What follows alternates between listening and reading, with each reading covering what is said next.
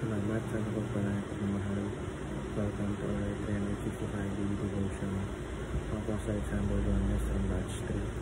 Ang topic po na tatalakay natin ngayon ay unang paliwanag tungkol sa Trinity. Ngayon po ang ating pag-aaral.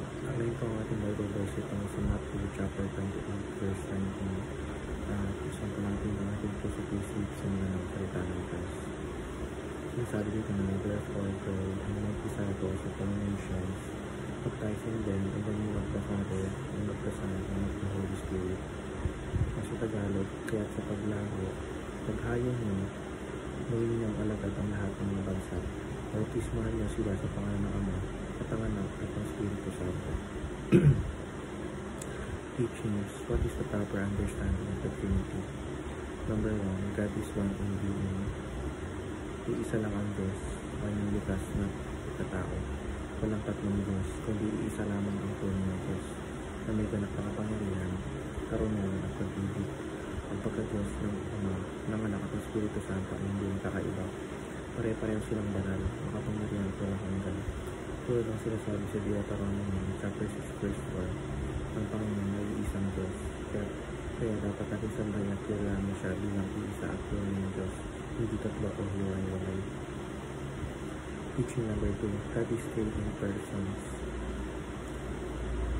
Bagamat iisang Diyos, siya ay naghahayag sa tatlong persona, ang Ama, ang Anak at ang Espiritu Santo. Bawat persona ay ganap ng Diyos, ngunit may kanya-kanyang tungkulin. Ang Ama ang pinagmumulan ng lahat ng nilikha. Ang Anak na si Jesus sa Kristo ay ang tagapagligtas ng katawang tao upang pagmasilang sa libutan. Ang Espiritu Santo naman ang gumagabay at nagpapalakas sa mga mananampalataya. Hindi sila tatlong Diyos, kundi tatlong persona ng isang Diyos.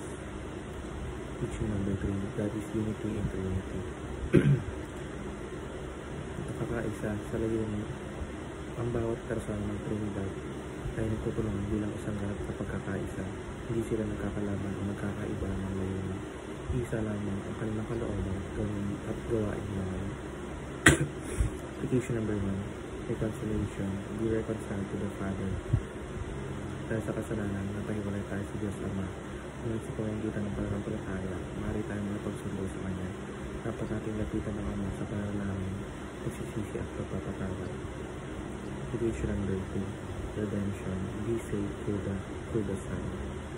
Ang kaligtasan ay tanging sa pamamagitan lamang sa Kristo, ang Anak ng Diyos. Pinako siya sa krus upang tubusin tayo sa ating mga kasalanan.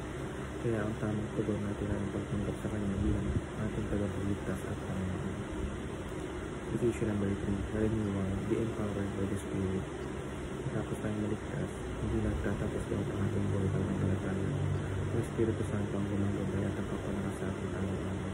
Siya ang bibigay ng Panginoon, lakas at tapang para mapagtagumpayan ang mga